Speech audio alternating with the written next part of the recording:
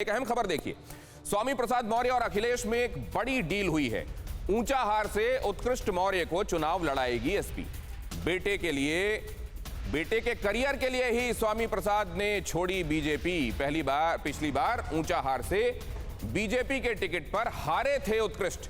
तो क्या वाकई जो कहा था मायावती ने कि उनको परिवारवाद के आगे कुछ दिखाई नहीं देता, तो क्या वाकई परिवार की चिंता में उन्होंने भारतीय जनता पार्टी का साथ छोड़ा है? और क्योंकि उस वक्त ये बताया जाना था कि रीजन क्या है, और रीजन तो ये हो नहीं सकता, कम से कम सामने ये कहे जाने वाले औपचारिक जो कारण हैं उसमें तो ये गिनाया नहीं जा सकता। लिहाजा ये कह दिया गया कि ये तो दलितों के विरोध में काम हो रहा था, और क्योंकि बेरोजगारों के लिए कुछ किया नहीं जा रहा था, लिहाजा विपरीत परिस्थितियों में भी मैंने अपने को दी गई जिम्मेदारी को अच्छे से निभाया, अब नहीं निभा सकता।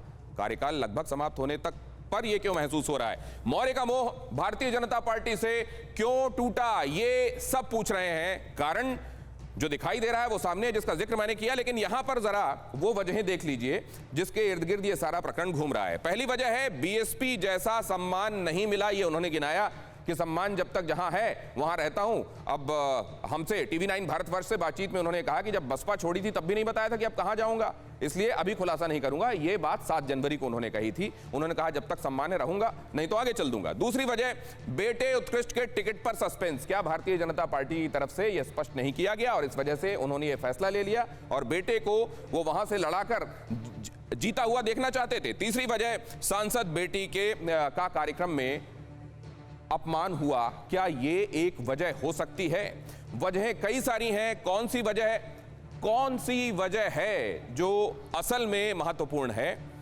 ये वजहें जब मैं आपके सामने रख रहा हूं तो फैसला आप कर सकते हैं। वो वजहें जो गिनाकर वो आगे गए, वो इस्तीफे में जो उन्होंने लिखा वो मैंने आपको बता दिया। जो प्रत्यक्षतः वो बोल रहे हैं वो हम सबके सामने है। जो परोक्ष रूप से महत्वपूर्ण वजहें हैं वो मैंने आपके सामने गिनाई। लेकिन अब ये समझने के लिए चलते हैं कि ये कौन कैसे ले रहा है। भारतीय जनता पार्टी के केशव प्रसाद मौर्य ट्विटर पर यह कहते हैं, राकेश त्रिपाठी जी, कि जल्दबाजी में लिए गए फैसले सही नहीं होते। तो कुछ लोग ये भी जानना चाहते हैं कि क्या भारतीय जनता पार्टी के नेताओं से वो इस वक्त बात भी नहीं कर रहे हैं?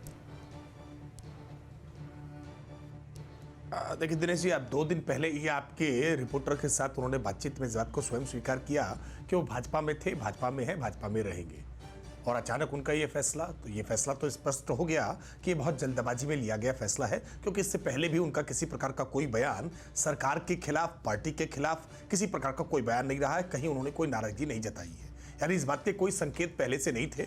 हो सकता है जल्दबाजी में लिया गया फैसला हो। जो बात उत्तर प्रदेश के उप मुख्यमंत्री और भारतीय जनता पार्टी के पूर्व प्रदेश अध्यक्ष, लोकप्रिय नेता केशव प्रसाद मौर्य जी ने कही है, मुझे लगता है कि इन सारी बातों का वास्तविक खुलासा कि क्या वजहें हैं कुछ दिनों में, आने वाले दिनों में स्पष्ट हो जाएंगी कि क्या कारण है, किन कारणों से निर्णय हुए हैं। वैसे जो भी उत्तर प्रदेश की राजनीति को देखते हैं, समझते हैं, जानते हैं, वो जानते हैं कि चुनावी मौसम में कई प्रकार के बड़े अलग अलग प्रकार के परिवर्तन होते हैं। लेकिन मैं इस बात को पूरी जिम्मेदारी के साथ कह सकता हूं कि आपके चैनल पर अभी दिखाई गई खबर में कि धर्म सिंह सैनी भी छोड़ सकते हैं। धर्म सिंह सैनी जी ने बहुत जिम्मेदारी से अपना स्वयं वीडियो जारी करके कहा है कि मैं भारतीय जनता पार्टी में हूं। मेरे बारे में जिस प्रकार की ये खबरें चल रही है, नहीं कर देंगे इन्हीं के जैसे। खंडन करता हूं, मैं भारतीय जनता पार्टी छोड़ करके नहीं जा रहा हूं। मैंने देखिए, अब कौन कब क्या कह देगा। अब ऐसे अखिलेश यादव जी ने किस प्रकार से अचानक मुलायम सिंह यादव जी को पार्टी से धक्का मार करके बाहर निकाल देने का काम किया था, अध्यक्ष पद उनसे छीन लेने का काम किया था। अब यह अपेक्षा तो नहीं की थी मुलायम सिंह यादव जी ने अपने बेटे को सत्ता सौंपते समय, उत्तर प्रदेश का मुख्यमंत्री बनाते समय। और स्वयं मुलायम सिंह जी ने कहा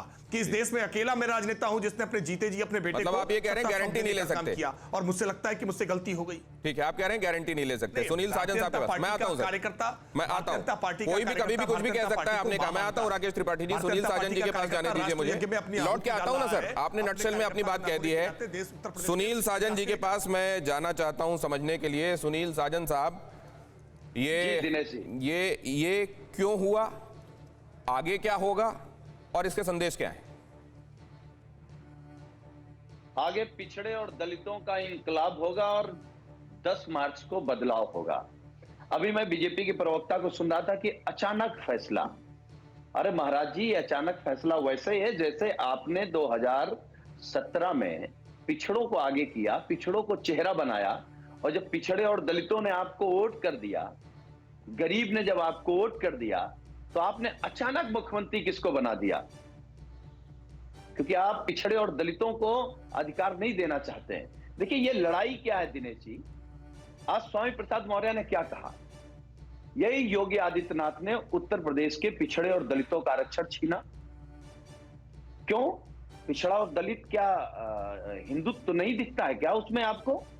जब आपको वोट लेना होता है तो पिछड़ा और दलित हिंदू है, लेकिन जब नौकरी देने हुई तो ठीक है, आपको यादवों से दिक्कत थी, आपको कुर्मी पटेल से क्या दिक्कत थी, नाई लुहार बढ़ई धोबी धानुक प्रजापति निषाद, इनसे क्या दिक्कत थी, राजभर से क्या दिक्कत थी, चौहान से क्या दिक्कत थी, सैनी से क्या दिक्कत थी, इनसे इनका आरक्षण आपने क्यों छीन लिया?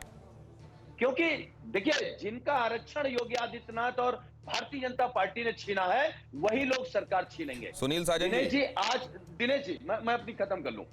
आज आपको लग रहा है कि इस्तीफा हुआ है, अरे इस्तीफे का तो सिलसिला शुरू हुआ है, ठीक। अभी ये लगातार जारी रहेगा और 10 मार्च को जब आखिरी इस्तीफा होगा योगी आदित्यनाथ का, उसके बाद इस्तीफे का दौर रुकेगा। ठीक है। परवाह देश की, सोमवार से शुक्रवार रात 10 बजे TV9 भारतवर्ष पर।